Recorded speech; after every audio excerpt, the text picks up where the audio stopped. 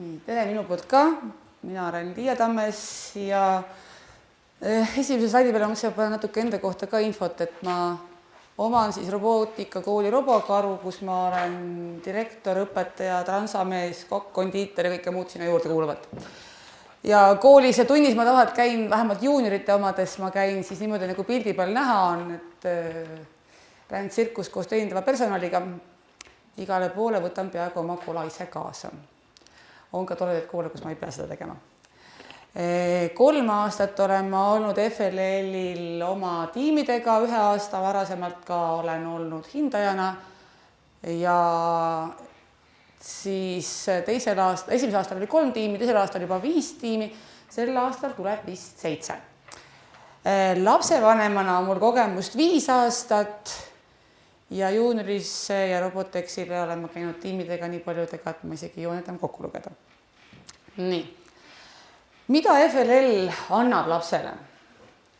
FLL esimesena annab oskuse aega planeerida, mis on väga-väga oluline. Teisena oskuse vastutada. Vastutada tiimi ees, vastutada juhendaja ees, aga ikkagi siiski tiimi ees. Oskuse arvestada teistega, et kui keegi midagi valmis ei jõua, siis sellest võib sõltuda kellegi teise töö. Ja sellest võivad tekkida tiimides ka pinged. FLL annab oskuse oma ideed kellelegi maha müüa. Tulevikus väga oluline. Eesti Vabariigis on väga palju väga häid insenere, kes teevad väga suuremaid asju, aga nad ei ole head müügimehed. Ja see FLL formaat annab tõeliselt hea võimaluse seda harjutada ja õppida. Annab võimaluse meile probleeme lahendada erinevaid. Et mitte ainult robotiga ja seal platsi peal, vaid tegelikult neid probleeme on kõike, kus ma saan varustust oma tiimi jaoks, kus me saame kokku, millal me saame kokku, kõik sellised asjad, lapsed lahendavad ise juhendajana väga palju sekkuda, tegelikult ei ole mõistlik. Ja siis annab FLL ka tõesti oskuse natuke robotit ehitada ja oskuse programmeerida ka, aga minu jaoks on need 2 kõige viimast oskust, mida lapsed saavad. Vahepeal ma unustasin ühe väga tähtsa asja. FLL-il juhendajana osaledes on alati hea, kui sul on olemas ka keegi, kelle poole pöörduda. Minu jaoks on see seal eespingis istuv Mai, kes võib jumala vabalt kõikidele mu mõtetele kaasa elada, vahele segada ja vastu vaielda. Ja kellel siin veel on vastuväiteid või midagi täiendamist, võib täiesti vabalt ka öelda juurde. Nii, juhendajate väljakutsed. See on küll pilt juuniorist, aga ütleme nii, et õpetajal peab olema suhteliselt suur auto, millega laste kola kohale tassida või siis koolibuss või midagi muud säärast. Ja kohati ka väga head suured ruumid kodus, kus kodus kola hoida. See muidugi on pilt pärast Robotexi juuniorist. Aga ütleme ka, et 7 või 5 tiimiga FLL-il käies on neid plakatid ja muud tränni piisavalt palju, et on hea, kui leiab lapsevanemad, kes aitavad tassida. Aga kui sa seda tööd üksinda teed, siis ole valmis selleks. Nii, nüüd mina olen teinud oma tunde täiesti erinevates kohtades. Ja tegelikult FLL-il osameks piisab tõesti ainult tahtmisest, juhendajate entusiasmist ja lastest, kes tahavad sellest võistlusest osa võtta. Siin on näha, meil on plats põrandal, põrand on puitpõrand suurte vahedega ja kõige muuga, ei ole mingeid ääri, servi ega midagi ja need lapsed said 2. aastal FLL-il karika ja see on üks väga vinge ja lõbus tiim mul. Sel aastal nad lõpuks saavad ka väljaku, mille peal harjutada. Nii, siin on meie kõige paremate tingimustega tiim eelmisest aastast, kes sai väljaku servadeks kasutada piljardilauda. Päris hästi mahtus sisse, kui see ära. Need olid esimese aasta lapsed. Et mina lähen juba 3. klassi lastega tavaliselt FLL-ile, sest ma leian, et juuniorist välja kasvades nad peavad saama kohe selle kogemuse. Minu jaoks on FLL elustiil ja süsteem, kuhu sa kasvad sisse. Et alguses nad kõik väiksed käivad mööda seina ääri, vaatavad suu ammuli, mis suuremad teevad. Esimesel aastal see ongi nii. 2. aastal nad juba julgevad midagi ise rohkemat ja loovamalt teha, aga mida aeg edasi, seda tublimaks nad saavad. Esimesel aastal tuleb nendele lastele kindlasti tee ots kätte. Aitad sa juhendajana leida neil eksperte, võib-olla leiad kas või sellise üldise eksperdi, kes räägib üldiselt selle aasta teemast, olgu see või kas või kooli füüsika või astronoomia õpetaja, kelle sa leiad, kes neile tutvustab selle aasta teemat. Ja nad liiguvad sealt ise edasi. ja leiavad oma teema. Siin on ka, meil oli eelmine aasta niisugune väga vinge ekspert, kes tegi meil ka koha peal katseid natuke. Et Tallinna Ülikool vahetevahel on nõus oma õppejõudega välja laenutama. Tiimid, kui neid on mitu tükki, võivad täiesti vabalt koostööd teha. Mitte mingisugust probleemi ei ole, sest FLL-il on meil ka põhiväärtused, millele tuleb väga suurt rõhku pöörata ja põhiväärtustes on meil olemas selline punkt nagu konkureeriv koostöö. Ja selline tiimide omavaheline läbikäimine, üksteise aitamine, ajurünnakud kahe tiimi vahel või mitme tiimi vahel annavad väga palju mõlemale tiimile.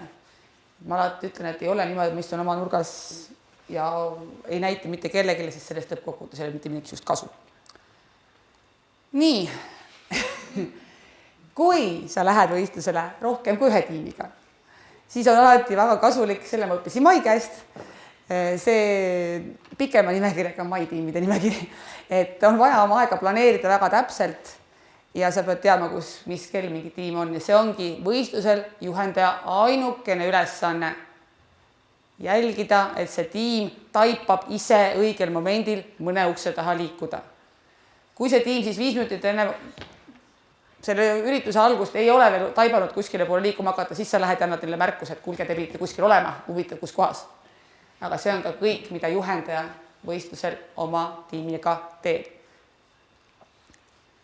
Nii, ja mõõdukalt pingutades tuleb ka tulemus. Sellel pildil on meil üks neiu, kellel oli 2-aastane kogemus ja 2 neiud, kes olid esimest aastat ja nad said projekti Põhja-Eesti esimeses eelvoorus projekti esimese karika. Sellel pildil on veel paar vahvat asja, millele tasub tähelepanu olla, et tiimil võiks olla oma mingisugune kostüüm, riietus, mingisugune muu niisugune ühtne joon, mille järgi neid ära tuntakse. Et see teeb selle tiimi kuidagi niisuguseks mõnusaks, sinule ka kergesti leitavaks ja nad tunnevad ise ka kuidagi paremini ennast. Nii, mis tuleb silmas pidada? Kõik õpivad, ka õpetaja. Ja ongi nii, et mina olen päris mitmel korral tunnistanud aastal, et ma seekord ei tea seda vastust. Ma lähen koju, ma uurin ja järgmine kord räägime uuesti. Õpetajal ei pea olema kõiki vastuseid kohe ja niimoodi võtta. Kaasake vanemaid. Minul on muidugi seda hea öelda, sest minu vanemate kaasamine on siiamaani suhteliselt ebaõnnestunud olnud, seekord juba parem. Aga vaadates Mai support tiimi, siis see on väga vinge ja tegelikult seda peaks tegema ka teised või vähemalt kuidagi vanemateni jõudma, et nad aitaksid. Esimene aasta on vaatluse aasta. Esimesel aastal ei tasu laste käest mitte midagi nõuda ja neile tuleb ka öelda kohe algusest peale seda, et me lähme sinna vaatama, me ei lähe sinna võitma. Me vaatame, me uurime ja me õpime sellest ja te olete jube tublid, sest te tulete sealt tagasi ja te olete poole targemad vähemalt. Nii, ja väga tähtis, laske lastel ise vastutada ja otsustada. Juhendaja, autojuht, transakoordinaator, turvavõrk, kui midagi juhtub, siis hakkab juhendaja sekkuma. Esimese aasta tiimide muidugi see turvavõrk peab olema natuke lastele lähemal, mida aasta edasi see turvavõrk kaob järjest kaugemal ära. Et suurematel lastel see turvavõrk tegelikult on juba peaaegu olematu. Et pigem jah, see juhendaja on seal selline taustajõud, sest muidu need lapsed ei õpi lihtsalt. Mis oluline asi on nii roboti ehitamises kui igal pool mujal, kopeerimine tegelikult ei ole paha. Teiste ideede kasutamine ei ole paha, kui sa autorile viitad ja seda ka teada annad. Nii hindamisruumis kui robotimängus kui igal pool mujal. Et ma sain selle idee sealt, me arendasime seda veel edasi ja me õppisime sellest olukorrast sellist asja. Sest et, ütleme, et jalgratast, eks ole, teist korda pole mõtet leiutada sama robotitega. Läbikukkumine on ka kogemus. Mille pärast mina võin oma esimest aastat lapsed, kes robotit näevadki nüüd septembrikuus esimest korda TV3 FLL-ile, on see, et ma tahan, et nad näeksid, mida teised teevad ja kui neil ei tule seal midagi välja, siis ka läbikukkumine on kogemus ja see on vahest suurem kogemus kui see võit. Sest et kes kohe võidab, siis see arvabki, et asjad lähevadki lihtsalt. Aga tegelikult peab suurt asjade meil päris palju pingutama. Ja uskuge lastesse, nad saavad päriselt ka väga paljude asjadega väga hästi ise hakkama. Nad võivad teil esimesed 2 kuud kuskil laual aeleda, 11 koridori mööda taga ajada ja jumal teab, mida kõike veel teha, aga mitte robootikat. Aga mingi täiesti müstilise ime läbi suudavad nad ennast kokku võtta ja teha selle asja võistlusel ära. Ja teha asja ära niimoodi, et te olete ise ka väga-väga üllatunud. Ja tähistage kindlasti väikeseid võite. Me tegime esimese missiooni ära. Yes, tublid! Ostke väike tahvel šokolaadi, üllatage lapsi sellega. See on nende jaoks väga suur asi. Et neid pannakse tähele. Tänapäeva laste vist ütles, et on selle tähelepanu vajadusega üldse probleem, et nad ei saa seda kuskilt. Aga just selliseid asju kiita, innustada, tunnustada, see on väga oluline. Nii, aga kuna mul oli eelmine aasta au olla siis ka selle tiimi esialgu siis küll lapsevanem, aga pärast ka siis kaasjuhendaja, kes Eestit esinema jõudis rahvusvahelisele võistlusele, siis ma räägiks natuke ka sellest, mida tähendab siis see nii-öelda tipus olemine.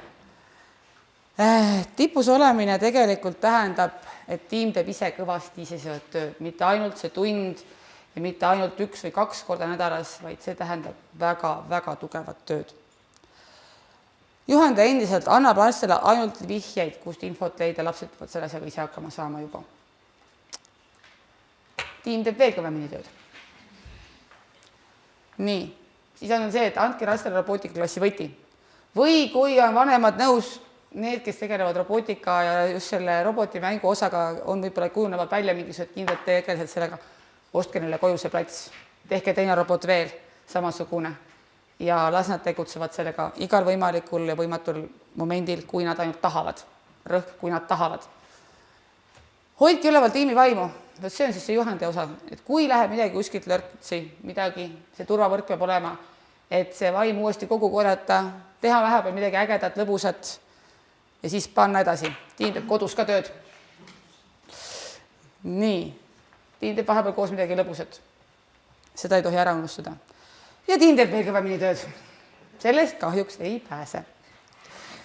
Nii, lapsed peavad suhtlema ekspertidega. Siin tuli välja ka see, et ekspert ei leia, et tegelikult eksperte leiab, kui juhendaja aitab natuke esialgu kaasa. See on see osa, mida juhendaja võib teha. Juhendaja nii-öelda teeb selle esimese liigutuse, võtab eksperdiga ületust ja seletab talle. Sest kui tõesti kirjutab 4. klassi laps kuskile kirja, et teate, meil on niisugune võistlus ja selline asi ja me tahaks selle ja selle kohta infot saada, siis see tundub arvatavasti täiskasvanule nii jabur, et ta ei usu sellesse lihtsalt, sest igasuguseid nalja ja lollakaid kõnesid on tehtud, eks ole.